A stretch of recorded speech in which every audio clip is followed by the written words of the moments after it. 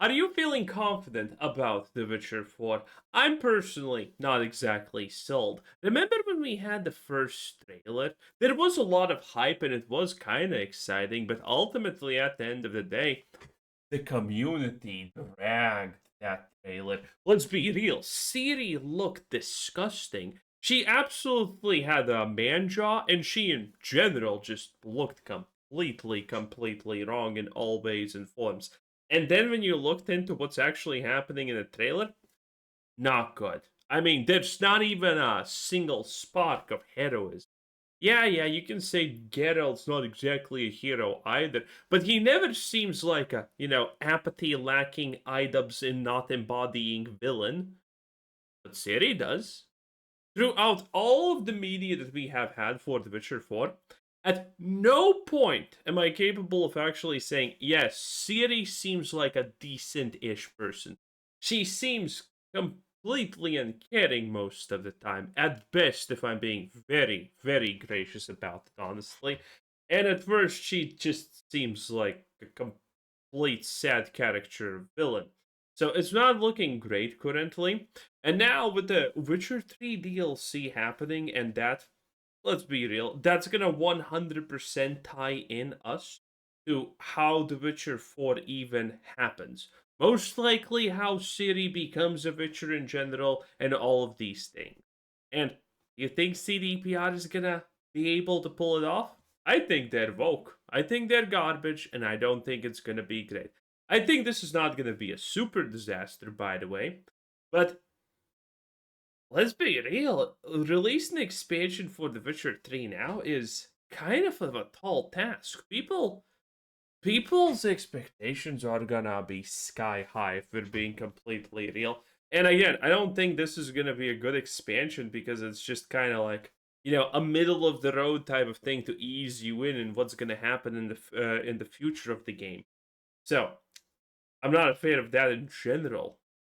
Also, their earnings call this week. This gave us a ton of new info to dive into, including the fact that they have another project coming in 2026. I think there's a realistic chance CDPR is announcing something else next week, and I'll talk about why and even what it might be. But we also have leaks, because as a result of past leaks now coming true, we might know more about songs of the past than most people realize, with even CDPR secretly teasing this one for weeks already. We have a ton to break down in this video, but first and foremost, a Secretly teasing for weeks already means that there was nothing being teased, by the way. huge shout out to Rog and Boris. 11 months ago on their podcast, they said that CDPR was making new content for The Witcher 3 in collaboration with Fool's Theory. And here we are, almost a year later, and they got it spot on. And then CDPR accidentally leaked the expansion themselves. At that point, they just decided to announce it anyway. Because yes, The Witcher 3 is getting a new expansion, and they made it clear we are making a proper big expansion. The scope of this is being described as similar to Blood and Wine, and that's an important distinction. Blood and Wine was The Witcher 3's second expansion. It was not only notably longer than the first, but it also included an entire new region and map. This, of course, had a brand Comparing it in general to Blood and Wine is such a tall order because people consider Blood and Wine one of the best expansions in gaming general, okay? So, I mean, it's gonna be hard to live up to the hype at the bare minimum. new main storyline, but also a ton of new side content, including a new player home, but also a bunch of items and new creatures for that map, and even things like the mutation system, which becomes a fundamental late game system. That's to say, if Songs of the Past is similar in scope to Blood and Wine, this should go beyond just 10 hours of new questing. A ton of content and possibly even gameplay systems could be included here as well, and that makes sense. This project has been underway for years already, and during the earnings call, CDPR said 190 developers are currently working on this. That is a very large team for an expansion especially, and that means it's going to cost money. With CDPR's DLCs, if it's a DLC, it's free. If it's an expansion, it has a price tag on it. They haven't revealed pricing yet, but one of the lines that definitely made me hopeful around all of this is, we are well aware that stepping How much would be too much? At this point, I'm kind of feeling that $30 would be pushing it, honestly. Back into such a beloved universe comes with high expectations and a great deal of responsibility. That's why we're working hard to deliver to players an authentic and memorable experience. This project is largely being made by Fool's Theory, but CDPR has creative oversight, and even some of their own devs are on it. Phantom Liberty was a fantastic expansion, and CDPR seems to be going into this one with similar motives, to really offer a good value so people who are returning to the game feel like it's worth it. And this does seem to be an instance where they're internalizing some of the lessons from Cyberpunk 2077. During the earnings call, we heard that at one point Songs of the Past was planned as a 2026 release. They alluded to the fact that they might be able to hit this executive profit incentive during past earnings calls, and Songs of the Past Executive profit incentive. Now that sounds good. would have massively helped out with that. But not only did they delay the expansion into 2027, but as of right now, it technically doesn't even have a release date. To me, this really says CDPR is letting this one get the time it needs and actually release when it's ready. But thankfully, that release shouldn't be too far away anyway. CDPR themselves said this is at an advanced stage of production and it's coming relatively soon. There's Now, the thing that makes me sus about going to be more all of this is the fact that this is not a CDPR thing. They have given this to Fool's Theory, out-of-house, third-party studio that does things. Now, granted, it's with all the previous Witcher developers and whatnot, which, you know, still gracefully the CEO of CDPR is saying, oh no, no devs have left us. All the people you loved are still here. Yes. Only there's like 3 different studios now from ex-CDPR devs that made these games. Interesting how that works.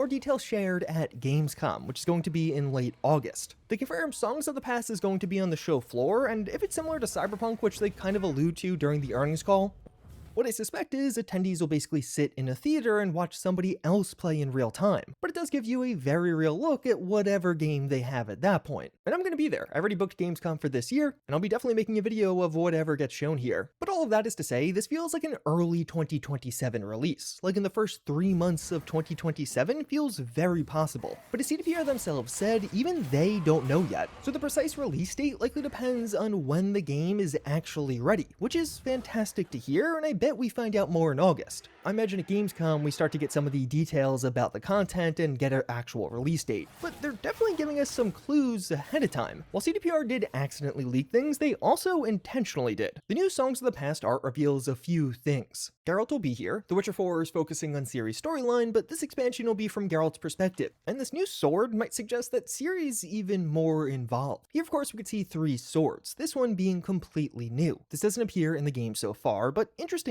we have seen the scabbard before, or at least one that looks very similar to it. The scabbard overall looks pretty similar to the existing ones in The Witcher 3, but it's not a perfect match to any of them. Ciri's has clear color differences, at least in The Witcher 3. If you look over to The Witcher 4, the Songs of the Past scabbard looks nearly identical to what we could see Ciri using 4. Of course, this True. doesn't appear in The Witcher 3 at all. But again, we kind of know this. This expansion cannot be anything but some kind of passing the torch event. I personally still believe, obviously, that Geralt's dead.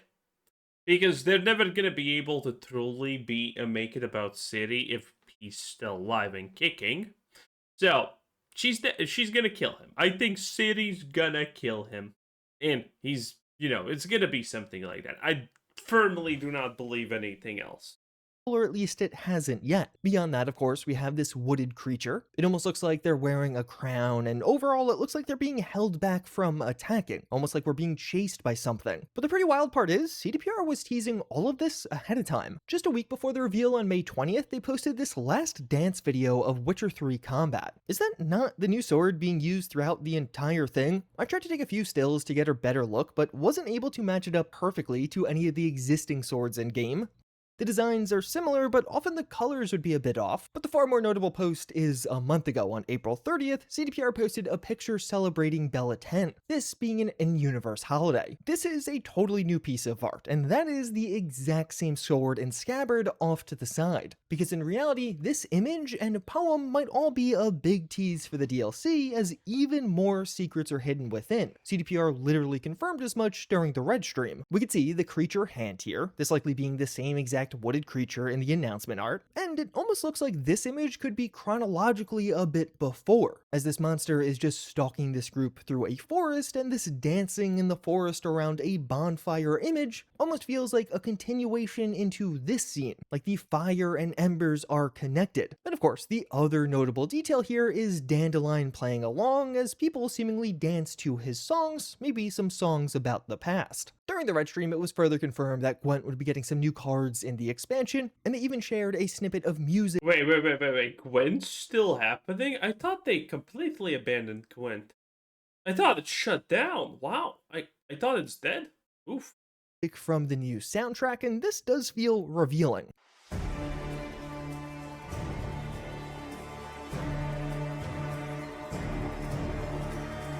Okay. To me, the music is foreboding. It gives me Rainy City or almost House of the Dragon vibes, which might be Oh, bro, this also gives me fucking Star Wars vibes. Like, come on! spot on. Back in December of last year, Polish creator and journalist Uwe Grok backed up the DLC leak. Also, he, by mistake, has left the song in the edit for far too long, 10 out of 10. And said this would be taking Probably an overlapping, cut. us to a new location, and the story would act as a bridge between The Witcher 3 and The Witcher 4. All of that, of course, being a fairly safe bet, but in February of this year, we got a much more specific detail, as Uwe Grok alluded to the fact that they heard that this new expansion was being set in Sedaris, which has quite a few potential connections to this image. Sedaris is a city and a kingdom on the west coast. The city is a port town with a focus on trade and has plenty of wealth, which definitely could match up with that music. Dandelion was born in Karak, which is just southeast of Sedaris.